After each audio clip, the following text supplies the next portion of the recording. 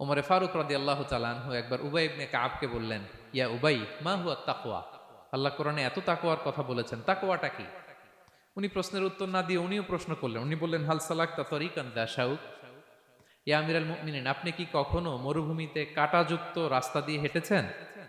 উনি বললেন, হেঁটেছি। তো কিভাবে হেঁটেছেন? দেখেন কেমনে উত্তর দেয় এক সাহাবী আরেক সাহাবীকে। যেখানে যে রাস্তায় কাঁটা আছে, ক্যাকটাস আছে, গুলমলতা, কিভাবে হেঁটেছেন? তিনি বললেন, ইজতাহাদতু ওয়া তাশাম্মারতু, আমি আমার জুব্বা পাগড়ি খুব আঁটোসাঁটো করে কাপড়টা উপরের দিকে টেনে এমন সাবধানে হেঁটেছি যাতে ক্যাকটাসের কাঁটা আমার গায়ে না লাগে। এই পথটা পাড়ি দিতে খুব সাবধানে, খুব প্রিকশন নিয়ে, এক্সট্রা কশন নিয়ে আমি পার হয়েছি। উবাই ইবনে কাব বললেন, হাদা হুয়া তাকওয়া, এটাই তো তাকওয়া। এই তো বুঝে গেছেন আপনি। আপনি না একটু আগে প্রশ্ন করছেন তাকওয়া কি? এটাই তাকওয়া। বলে, তাই নাকি? তিনি বললেন, হ্যাঁ।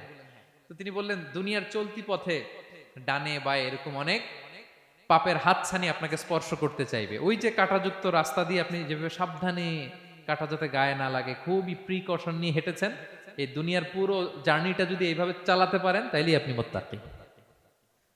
সুবহানাল্লাহি বিহামদিহি।